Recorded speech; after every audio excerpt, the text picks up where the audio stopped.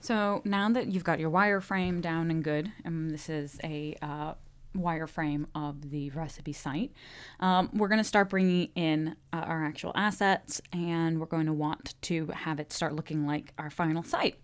So I'm going to show you a few things. In this video, I'm going to start off with showing you a couple things with masking and bringing your images in, and then we're going to look at how we can actually use pieces that have already been made by other people in order to kind of cut down the work that we need to do. So I'm going to show you about using user interface kits, UI kits, and I'm going to show you about plugins, because there are some great plugins out there for being able to bring in content, and we'll also do a plugin to put in some text so that we can actually start doing the styling that we want to do. So this is going to allow us to make our mock-ups a little bit more easily, and then we can bring in some of the pieces that we've kind of decided on from our mood boards as well. So first off, I'm going to talk a little bit about masking and bringing in those images that we already have, and starting to kind of set that stuff up. So presuming that we've got our wireframe all worked out here, and so if I go to my layers, you can see my artboards. I've got a template for my tips. That's down here. Come in there. So this is the template for a tip. I've got a template for a recipe. I've got the recipe page that holds all of those recipes. I've got this guy. This is actually my tips page. And the reason that I haven't finished it, I'll show you in a second. I've got my contributors page, and I've got my about page. And it's got some information. I've got some annotations on my tips page. This is going to be the bio text, which is going to be the same bio text actually that I'm using above. So I'm actually going to go ahead and copy my one in that ellipse. I'm going to stick that over here because this is the same bio text that I'm using here. And then I'm going to have some social icons, which we'll pull in, and a contact form. So first off, the reason I didn't finish up the tips page is I wanted to show you something that might make your life a little bit easier. In this case, I did an option drag of my recipe page because I wanted to look very similar to the recipes. But I already kind of defined up above here in the home that tips don't have quite as much info. So I am going to go ahead and make this guy a component. And I'm going to go ahead and under here, instead of that one, I'm going to pull in from my components my tip card. Let me stick one of those guys in here. Okay, line that guy up. So now I can go ahead and I'm just going to do a repeat grid to make my life easier. I know I want 3 across. Drag out that padding a little bit. I think it was around 80. There we go. And I want to drag down, I want 2 sets of the tips, and again I want to pull out, so I've got 80. There we go. And I can pull this guy up, and I will make this the right size there. Now this one I want to be similar to the recipe title, but I want to make a new component. Now, I don't want to then edit the original component, but I do want to kind of keep all these bits. So what I'm going to do is I'm going to right click, and what I want to do is ungroup component. So what that has done is it's kept the component, so everywhere else I have the component, it's fine. But this one, this version of it, it's broken back down to its initial parts. So that way I can customize this one to be for tips rather than for recipes, and then I can go ahead and make it a component again. So this is my featured tips, so that should be a tip title. And just like the bits underneath, I don't want as much information for the tips. I just want it to be one line. So go ahead and bring up my more. So now this is better for my tips, so that I'll make a component, and this I want to call this a featured tip. Feature tip card. Great. So now I can go ahead and drag out. I just changed it on the local copy. So center you, and I'll drag out another one here. And just like on the main one, we're going to bring in a little arrow so that we are going to be able to say, oh, there's more featured recipes here than are visible. And in fact, why don't I go ahead and, to make my life easier, I'm going to make this a repeat grid as well. I'm going to drag it out so that I've got 5 and make this, I want to line that up, like 60. There we go. And what I'm going to do is I'm going to make this a scroll group as well. Oh, wait, no, I can't do that if I have used a repeat grid. So I'm going to ungroup the grid so that way it's made the grid, it's set it, but I can then take all of these in layers and I want to group them. This is going to be my scroll group feature recipes. And I want to make it a, oops, sorry, I don't want to make it a stack. I want to make it a scroll group. I want to make that a horizontal scroll group. And I'm going to go ahead and bring it into here. And then I'm going to add my arrows. So I'm going to do the same thing with my featured tips. So I'm going to get rid of those guys. I'm going to make this a repeat grid first.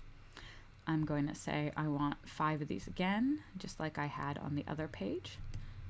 4, 5. I want to set it to be 60 again. Space between them. I'm going to ungroup that grid so that this way on my tips page, go in, I've got all these featured tips cards and I should have 5 of them. 4, oops, I need this guy too, 5. All right. This guy, I want to go with that page. So let's go ahead and group all these. Now they should be on the right. Oops. Pull it back out. I'll make sure it's on this page. I'm going to undo that. So what happened there was, because I had this selected with these other pieces and the page I was in was the about page, when I grouped it, it stuck it on the about page, and that's not where I want it. I want this to be on this page. So great, now it's in the tips page. I'm going to go ahead and I'm going to make it a scroll group, a horizontal scroll group. Thank you. Keeps messing up the spacing.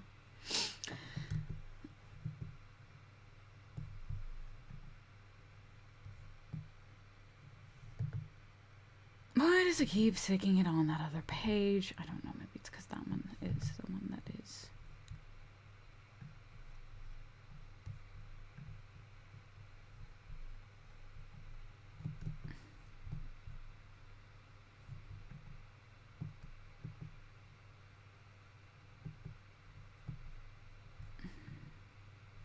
I can make it greater. There we go. Set it there. Okay. Sorry about that.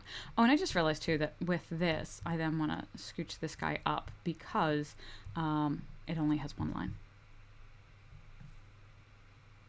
So you can, in fact, make a repeat grid scroll group. That's handy. So, all right, we've got our feature tips. That's a group. That's going to be a scroll group. This is going to be a scroll group. And we're going to go ahead and stick in some arrows in a second. But before I do that, we want to start making this look more like what we want it to look like in the end. So I'm going to go ahead and start adding in some of these images.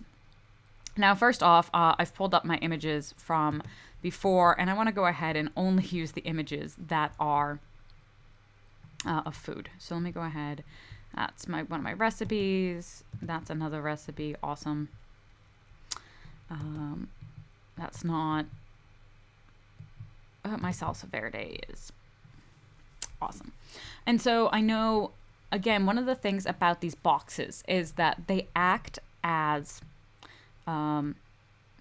masks. So they're gonna basically just show you the square. So it's never gonna override, even though this is a vertical picture, it's not gonna override the design that you've already set up, which is really handy. So you can position them however you want in order to see it well. And I can use one of these. So since these are my featured recipes here, I want to use them again down here. So we've got my use you, and use you. I'll need 2 more, but I'll show you how to fill some of those guys in a sec. And then the other thing is I want to make sure that I'm using, so if I put this in here, this is a horizontal image. So now you can see how that's kind of cropped it here versus if I pulled in, probably better to mock it up using one of my vertical images. And that fits a little bit better. And that's more what we're looking for. And I'll put my ingredients in and my directions. Now, maybe I want at the top it to have a image that's kind of faded out. So you know what? I'm going to go ahead and I'm going to grab my kale salad here. I'm going to focus in really on like the oranges. I want a section that's like got some nice greenery. But now it's really hard to view my, oh, you know what I want to do though? I want to make sure I'm editing my main component. So when I was popping those guys in, as you can tell here, I was just popping it into the individual ones, and then I would have to go in and override the individual names. So this is a spicy Thai kale salad. And this is a quinoa chili. I probably spelled quinoa wrong there, and it's probably the wrong chili, but we'll just call that fine for right now. And this is salsa verde.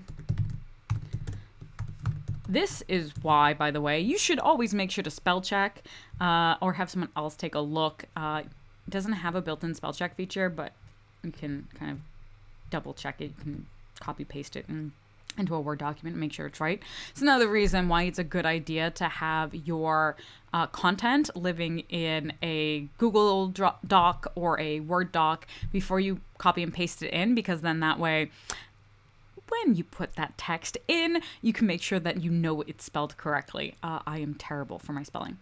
So in this guy here, I want to be editing the actual component, because I want to make sure that when I make this change to the nav, I want it to happen on all of mine. So I've gone in, and with this guy, I'm actually going to duplicate this layer. I'm going to copy and paste another copy of this. So I'm going to have this be, this is going to be the picture. And then I'm going to have this box. I'm going to have this be an adjustment layer. Now note, just by naming it isn't going to make it that, but I'm just kind of basically saying ahead of time what I want to do. So in this picture box, I'm going to go ahead, I'm going to turn down my adjustment layer real quick. In this picture box, I do want to stick that image of the kale. So I want to make sure that I am, in fact, editing my actual guy, so that's fine. I'm in this version because you don't want to accidentally find out like, oh, I've done all this work and it's in the wrong one. So pop that guy in here, and it's decided to stick it in that one because it's on top. Okay, that's fine. I'm going to move that down. I'm going to rename these guys. This is going to be my blur, and this is going to be my picture. Now, I always like to check, yep, that has in fact changed on all of them. Great. Now, let me go ahead and position this picture and make sure that, no, come on.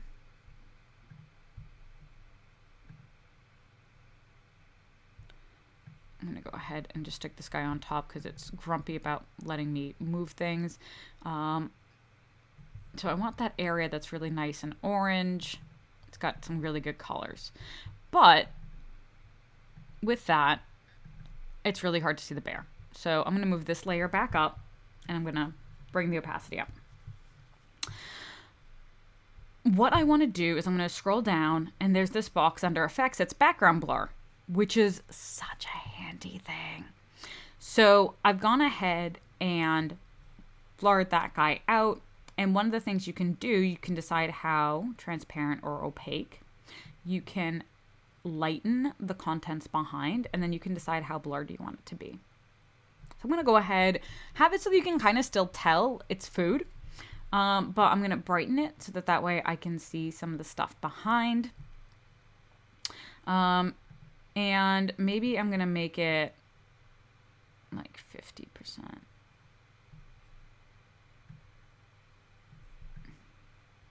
Nah, maybe I want to have it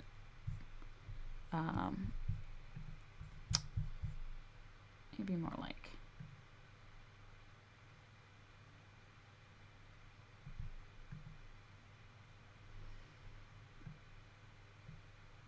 like that. You can kind of play with like how you want it to. You notice if I turn it all the way, it just goes back to being gray. So maybe I want this more like 30. And the other thing I can do is if I make this white, then when I pull this up, it makes it lighter, which is more what I was going for. So that's a little bit better. Now, there's another way I could have done this, which is I could have put a blur straight onto the picture. So instead of a background blur, I could have changed it to an object blur. The only problem with the object blur is that it blurs the edges. So what would have happened is I would have had my header wouldn't have had a really hard edge right here. It would have been fuzzy. And that's not really what I'm looking for. I want to still have a really solid header, but I want to be able to like read the text and stuff on top of it. So that's kind of a handy little trick. And then I can go in and start changing the names of stuff. And I'm going to put in some text, and I want to make sure that it flows to the same number of lines that I have here. So I'm going to show you in the next video about pulling in, using some plugins, and I'm going to pull in some other images for my contributors, and I'm going to pull in some text for in here.